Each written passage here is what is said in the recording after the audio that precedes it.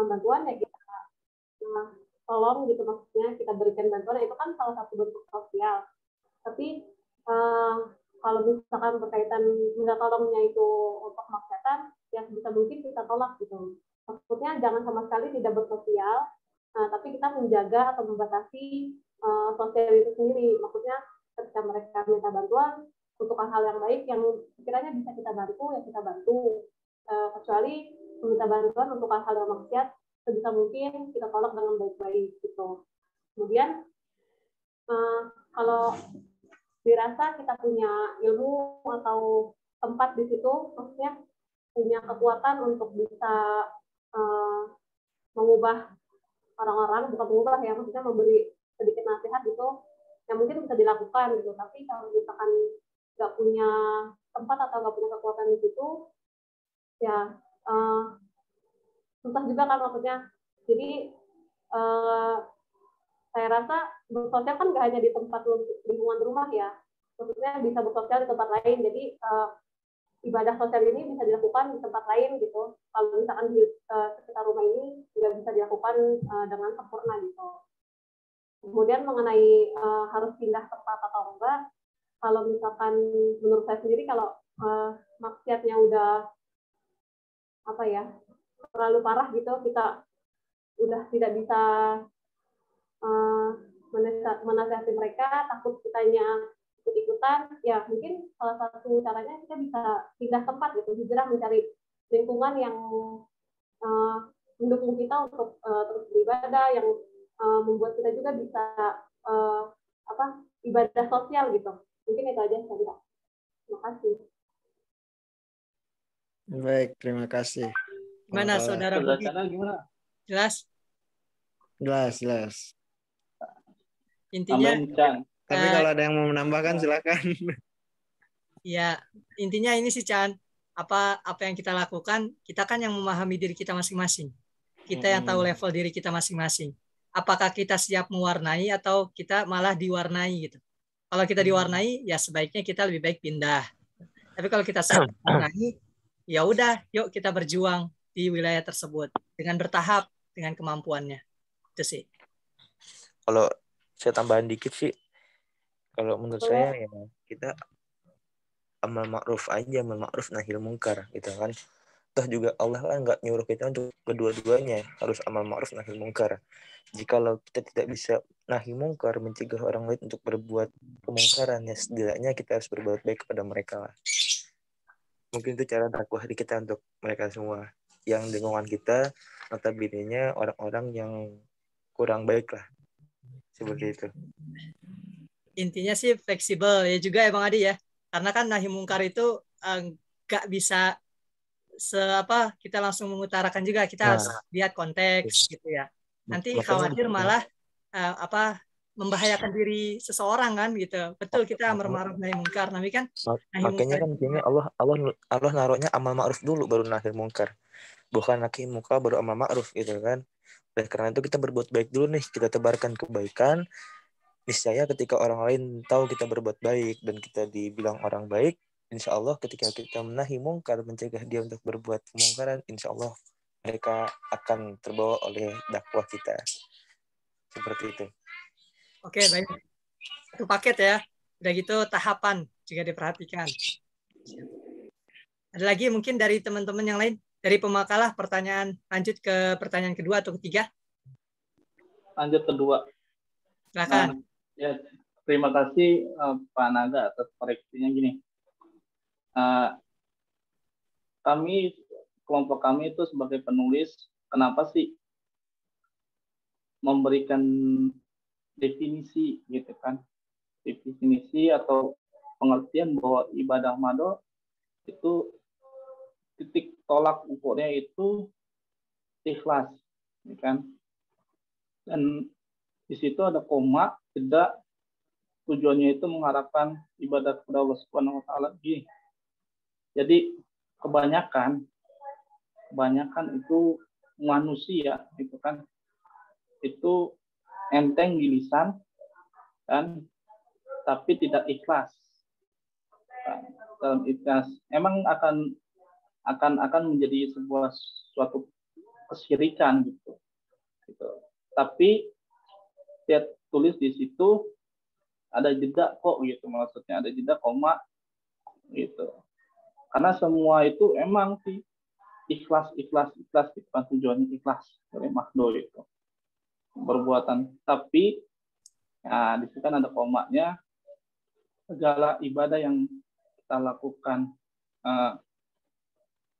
rutinitas kita kan kepada Allah, dan juga kita tidak melupakan itu ya sebenarnya tujuannya itu mengharapkan ridha Allah gitu, bukan ikhlasnya. Ikhlas gampang diucapkan kok gitu ya, ikhlas kan gampang diucapkan, tapi sesuatu yang mengharapkan ridhonya gitu, ridhonya dalam hati akan berkaitan tentang hati, dan tentang hatinya itulah apakah kita ikhlas apa-apa, yaitu hanya Allah dan Allah yang tahu.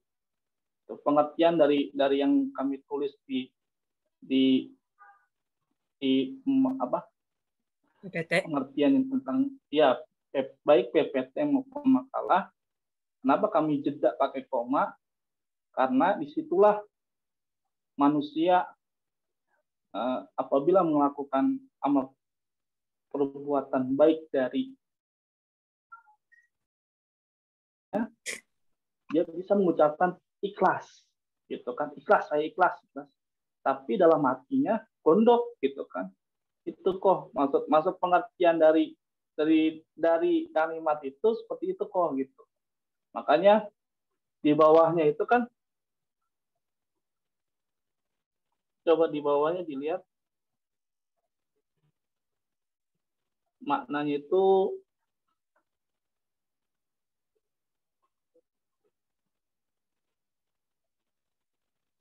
di mana sih? Kok halaman berapa? Lupa saya.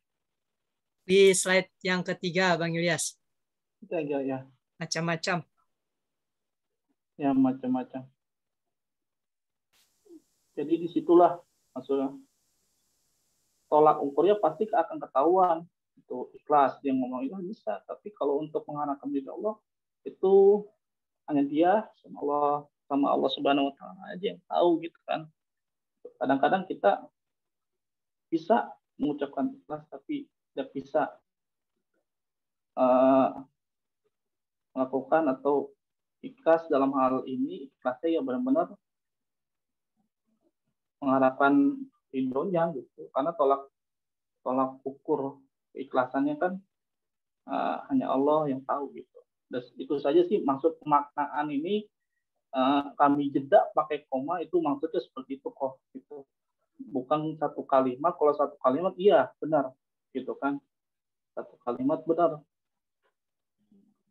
bahwa akan menimbulkan kesyirikan gitu kok. Itu saja kok mungkin pengertian yang kami tulis gitu.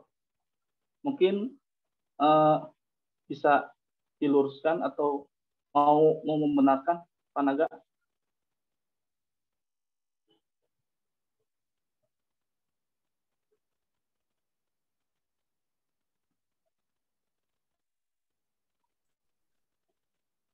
Ya mungkin nanti perlu perusahaan dari dosen mungkin ya.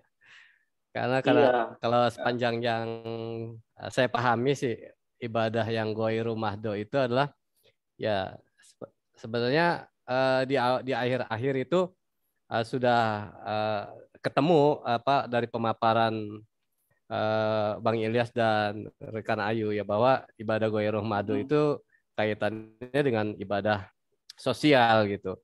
Di mana kalau kita ibadah sosial itu kita tinggalkan, maka akan melahirkan dampak-dampak negatif yang akan kita rasakan gitu.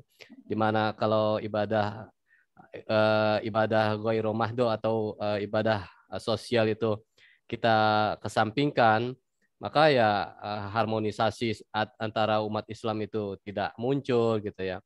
Dan ya hari ini kan jadi kontraproduktif.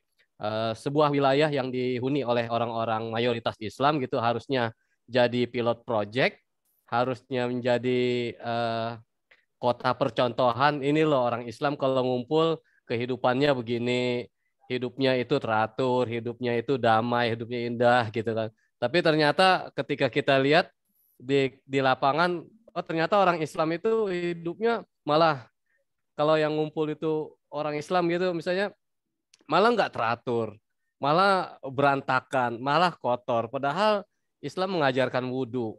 Ya, kita mau sholat ada wudhu wudhu sehari 5 kali. Itu mencerminkan bahwa kita itu kan hidup berlandaskan kebersihan gitu. Tapi ketika hidup di lingkungan sih gitu. Nah itu sudah dipaparkan oleh Bang Ilyas dan Kan Ayu. Gitu. Definisinya itu tadi yang ingin saya kritisi saja. Apakah definisinya itu seperti itu gitu? Kalau definisinya ibadah ghairul mahdud seperti itu, nah itu saya nggak setuju gitu. Karena masa iya ada ibadah yang baik lalu boleh kita tujukan kepada sesuatu mencari keridhaan Allah gitu. Ya, emang saya jeda gitu karena benar kata itu dari akhirnya saya paham bahwa ibadah ghairul mahdud atau ibadah sosial ya ibadah itu yang ya makanya dari kelompok kami mendefinisikan seperti itu kok gitu kan. Jadi bahwa ya emang kalau dilihat dari lapangan akan terlihat gitu kan. Lihat, tapi kalau seandainya dari sisi belum terlihat hanya bilang ikhlas saja seperti itu kok gitu. Maksudnya kami memberikan seperti itu, ada jeda bahwa benar kata kok kita harus melihat ke lapangan gitu, sesuai gitu. Jadi pengertiannya seperti itu kok gitu, nggak main kita nulis. Gitu. Ini saya ngambil dari satu sumber. Jadi pada saat saya baca, jikalau itu nyambung gitu kan definisinya benar akan menimbulkan suatu negatif yang terbuka kesyirikan. Itu kalimat itu nyambung. Waktu tiktolaknya itu kan gitu. Karena saya jeda itu pakai koma gitu. Oke, baik, sudah terjawab ya Ustaz ya. Untuk pertanyaan kedua, atau mungkin ada teman-teman yang mau menambahkan atau kontra atau mau ada hal lain dari yang tadi di pertanyaan kedua.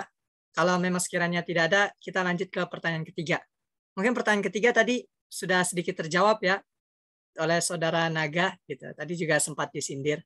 Mungkin dari Pemakala boleh disampaikan dahulu kembali dari Ayu mungkin pandang baru. Ya.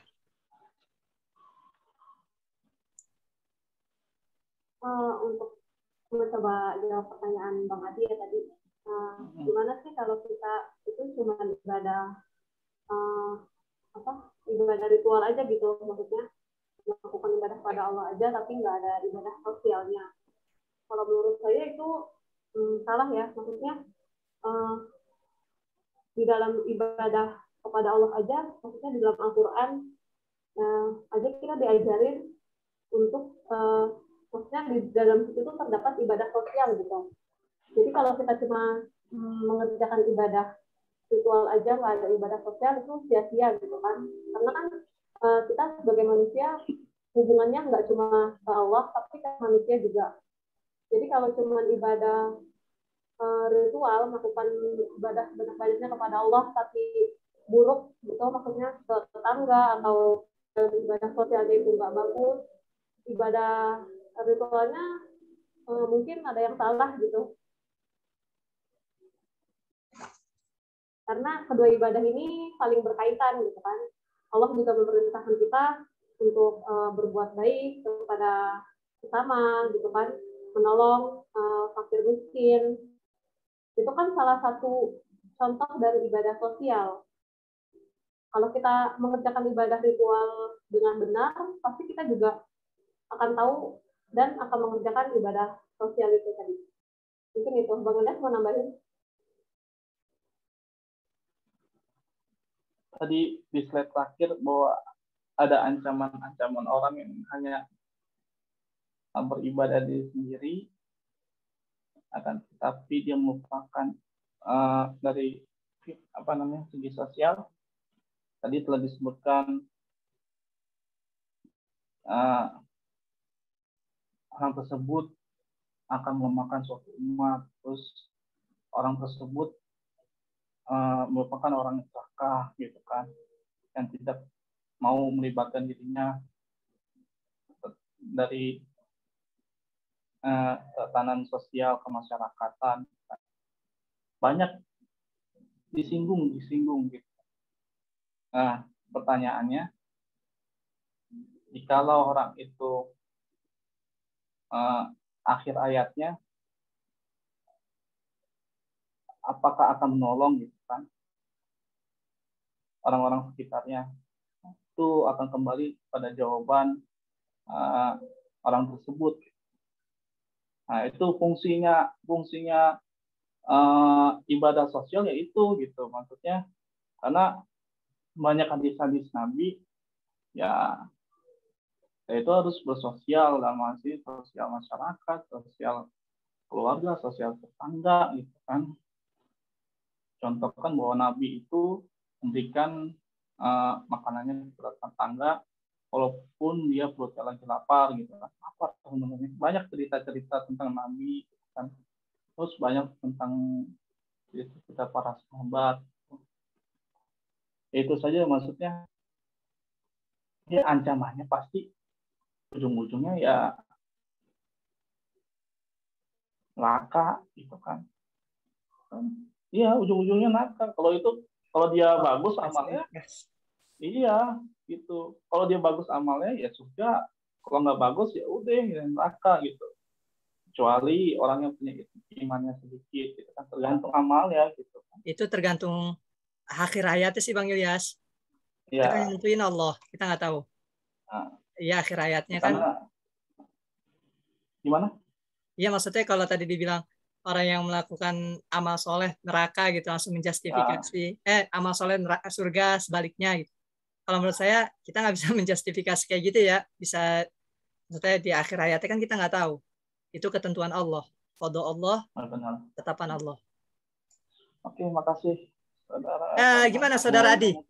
Apa kira-kira tadi dari jawabannya malah gimana? Sudah jelas? Coba moderator tadi kesimpulannya apa jawabannya? Oke, jawabannya nanti lihat di rekaman ya. Kesimpulannya ya jangan hanya beribadah diri sendiri gitu. Emang kita makhluk sosial gitu. Makhluk sosial nggak hanya diri sendiri gitu kan beribadah. Lihat juga untuk kehidupan sosial kita, karena kehidupan sosial kita kan berkaitan dengan manusia yang lainnya juga gitu. Ya, fair. Oke, mungkin sharing aja ya. Kalau tadi pertanyaan saudara Adi kan tidak melakukan boleh ibadah nambahin sosial. Kaman? Tapi boleh, silakan. Oh, nambahin ya istilahnya Adi yang dia habluminallahnya bagus ya istilahnya, tapi habluminannasnya nggak bagus gitu kan. Itu ada pada suatu kesempatan Nabi Muhammad SAW pernah bertanya pada para sahabatnya, tahukah kalian siapa yang bangkrut itu atau al-muflis? Mereka menjawab, menurut kami yang bangkrut itu adalah orang yang tidak memiliki uang dan harta kekayaan. Nah, Nabi bersabda lagi, sesungguhnya umatku yang bangkrut adalah orang yang pada hari kiamat datang dengan membawa sholat, puasa, dan zakat, tapi ia selalu mencaci maki dan menuduh memakan harta, membunuh, dan menyakiti orang lain. Nah, kita dari kisah Nabi itu kita kan bisa menyimpulkan gitu. Jadi antara hablum minallah dan hablum minannas itu harus seimbang gitu. Gak bisa hanya hablum minallah aja atau hablum minannasnya aja gitu. Gitu sih Man. Oke, makasih. Kita belajar dari kisah ada suatu kisah Nabi seperti itu gitu. Jadi kita termasuk orang-orang yang bangkrut ibaratnya nabung tapi hasilnya nggak ada gitu. Intinya sih kayak gitu. Kalau nabung hasilnya nggak ada tuh karena ngejelek-jelekin orang juga kali, Bu. Ya, kalau tadi kan dia ibadah Ya makanya sosialnya enggak ya. amalan puasa, sholat, zakatnya sia-sia gitu dengan dengan hubungan ke manusia dan manusianya masuk habluminanasnya jelek gitu. Habluminanasnya bagus tapi habluminallahnya jelek juga sama gitu. Oke, thank you. Gitu sih. Oke. Kopi dulu. Siap. Oke, Bang Adi. Sambil nih nyambi. Bisa aja ngejus. Yuk, makasih. Tahu nih caranya nih, biar enak nih. Makasih jawabannya, teman. Mungkin ada yang Gimana Bang Ilas? Yang tadi jawabannya? Enggak, Bu, dikit lagi, satu lagi. Ini kalau sedikit sharing ya, mengumpamakan, kalau saya mengumpamakan antara ibadah sosial, ritual dan sosial itu bak kaki kanan dan kaki kiri kali ya. Ya, kalau salah satunya maksudnya memiliki kecacatan bahaya juga gitu. Yang ada timplang gitu. Enggak ini itu kan dikhawatirkan seharusnya ketika ibadah ritual baik, hukum kausalitasnya gitu kan, hukumnya itu maka ibadah sosialnya juga baik gitu. Kayak kita makan ya pasti kenyang gitu. Itu kan udah hukum alam yang pasti gitu. Harusnya. Namun biasanya kalau ibadah sosialnya nggak baik, kemungkinan ada yang salah dari ibadah ritual yang dilakukannya gitu. Kan Rasulullah sendiri ketika awal mula beliau menjadi Rasul kan nggak langsung melakukan ritual. Yang beliau lakukan pertama kali apa? Sosialisasi, berdakwah, itu kan langsung sosial, hubungan dengan masyarakat yang lain gitu. Jadi nilai sosial itu juga penting harus. Itu aja. Oke, kalau sekiranya masih ada pertanyaan, Fitriani.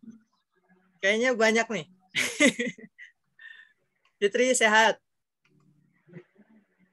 Alhamdulillah, boleh diaktifkan suaranya. Oke, silakan disampaikan pertanyaannya. Cukup kayaknya cukup. Cukup kayaknya Bang. Mengingat kan waktu bentar lagi azan. Masya Allah, makasih. Kan takutnya panjang gitu ya kan, nggak kelar-kelar. Siap. Gimana? Dari pemakalah, teman-teman Putri mau nanya kayaknya.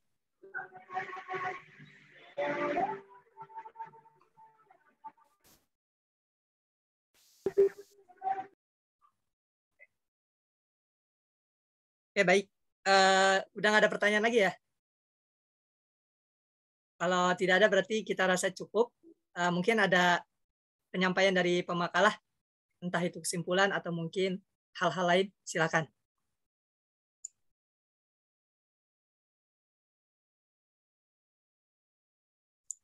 Jangan lupa tugas perencanaan ya. Masih. Ya silakan, saudara. Tugas perencanaan apa sih, Mas? Oke, habis kita tutup nanti kita bahas sharing. Ya, silakan saudara Muhammad Ilyas. Kita bawa mengetahui pengetahuan pengertiannya, dimensi itu apa, langsung ritual itu apa, kita kaitkan tentang ibadah, ritual dan ibadah sosial, kita ambil kesimpulan bahwa kita sebagai manusia itu tidak luput kesehariannya dalam kesehariannya itu harus bersosial, karena sosial itu merupakan pendekatan kita terkeruh